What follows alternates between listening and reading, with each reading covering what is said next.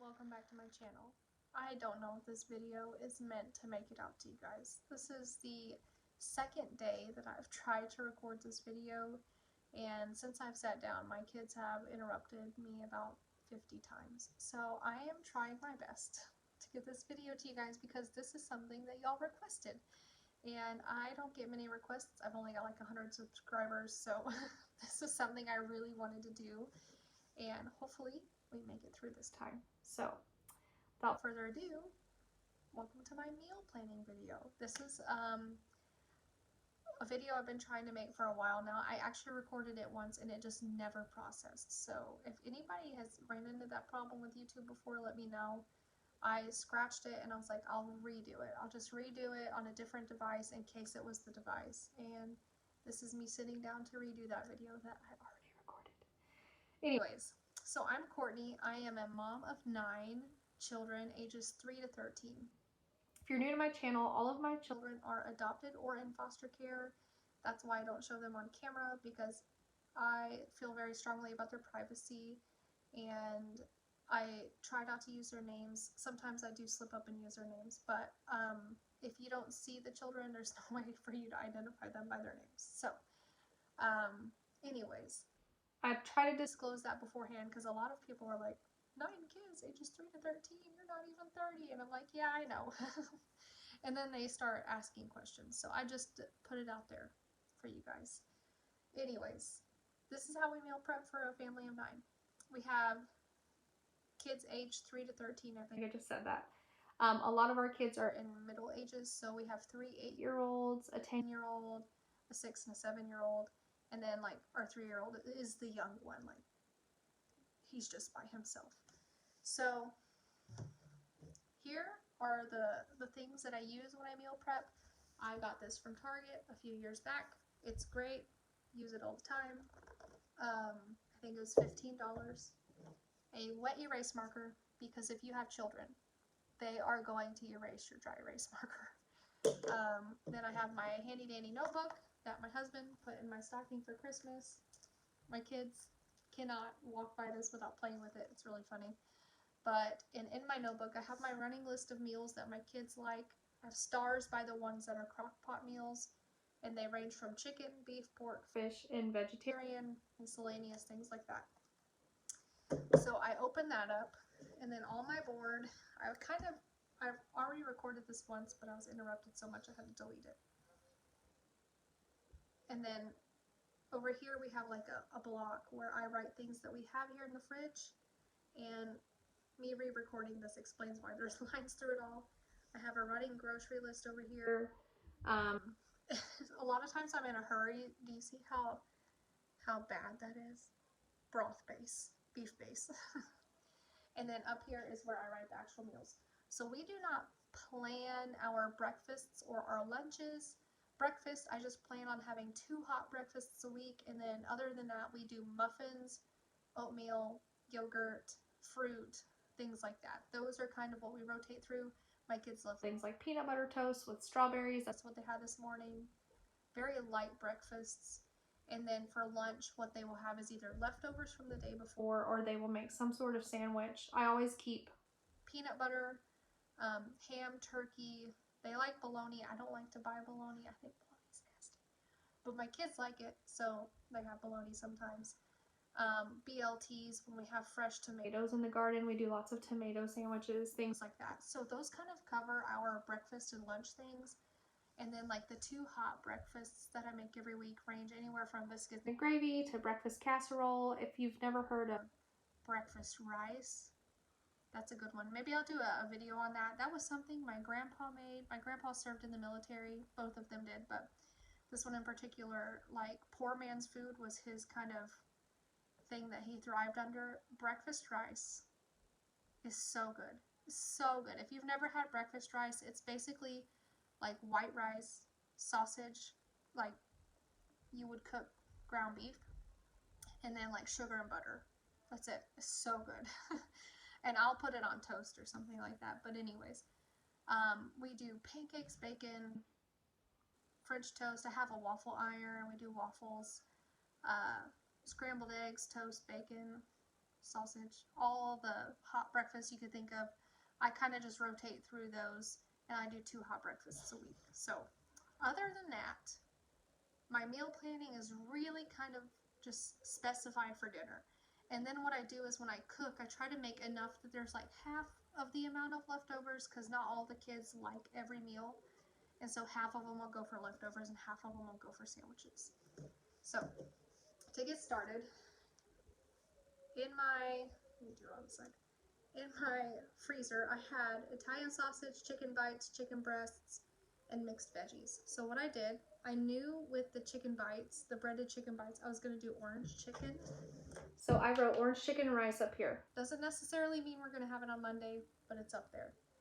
And then with the Italian sausage, I have 2 packs of that. I'm going to use a pack of it and I'm going to make tortellini soup. So this is kind of a meatless meal. It's going to have a very minimal amount of meat. I only like putting the Italian sausage in that because it really adds to the flavor. And I think a pack of Italian sausage is like $2.50. So we're not talking like a lot of meat. Then we've got 2 packs of chicken breasts. So we got lemon garlic chicken up here and chicken pot pie. What I'll do with any of that leftover chicken is I will shred it up and we'll use it on chicken quesadillas. So like when I make lemon garlic chicken, I don't put the sauce on top of all of it at the same time. I cook the sauce on the side and I pull the chicken out of the pan. That way you're not using something that could have otherwise been used for something else if it wasn't eaten. So I'll do that. And then we'll do chicken pot pie with another pack of that. Tonight we're having salmon, cheddar bay biscuits, salad, and baked potatoes. And then that leaves 2 days. So what I'll do with these 2 days, we have 3 chicken recipes on here, a fish recipe, and an almost meatless recipe. So what I'll do is we'll probably do like burgers on the grill or steaks on the grill or pork chops on the grill. Something on Sunday. We like grilling out as a family. We'll probably lean that way. And then Friday night, I might do something like homemade pizza or, I don't know. I don't like to eat a ton of red meat. My kids will complain like their stomachs and stuff hurt, so I don't make it quite often.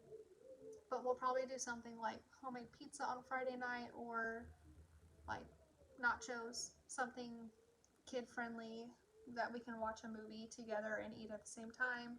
We do movie nights on Fridays, so we're always, that's like, we sit at the table for every dinner, except for on Friday nights, we let the kids like watch a movie and eat pizza. That's kind of our thing. But anyways, that pretty much sums up how we plan our meals. And then what I do over here is I keep my running grocery list. So once I plug in these 2 meals, what I'll do is I'll go back through and see what items I don't have already for these recipes that I have written down. So I do have the orange chicken sauce and I do have the rice. Sometimes I make the orange chicken sauce from scratch, but the Panda Express one is also really good. It's just a little spicy for little kids, so just keep that in mind. The tortellini soup, I'm going to need tortellini, so I wrote that down here on my grocery list. And then the lemon garlic chicken, I have garlic, I have chicken, I have no lemon. This will need like a vegetable to go with it, so then I'll go back through and I'll add vegetable, probably add garlic bread here. Here I might add something like steamed broccoli. So I just kind of go back through and do that and then add all of that stuff to this list down here. And then what I do, if you're anything like me, you forget to check cleaning stuff. I will go through and I will check my Dawn dish soap, my trash bags, and any countertop cleaner or something I use often. And I will then go back and see if I have enough for the next trip or if I need to get it then, and then I put that on the list. We also include our chicken feed in our grocery budget and diapers, which my 3-year-old is so close to being completely potty trained. Pray for me, we're almost there. He'll go like all day without having the accident, and then the next day it's like the whole day is just accidents. So we're really close to not needing pull-ups, but it is an expense still. After that, that pretty much sums it up. I always buy like 6 loaves of bread, 8 gallons of milk, stuff like that. My kids do not drink soda regularly or juices regularly. They're allowed to have milk and water, and then occasionally, a couple times a week, I'll make like a gallon of sweet tea or some Kool-Aid, and maybe we'll take them out for Sonic slushies. But we don't drink a lot of sugar. My kids are very active. We do buy like the little sugar-free like packets you can put in water. I do keep those here for the kids because water is not exciting to drink, especially for a kid. So when we have hot breakfast, sometimes I'll get orange juice or apple juice, but it's like I said, it's an occasion. It's not something that we keep in the fridge all the time. And so I'll go through, and if I see that we're lacking in like a dessert or something, I'll make sure we have the ingredients for cookies or something like that, so they're not bored of their food.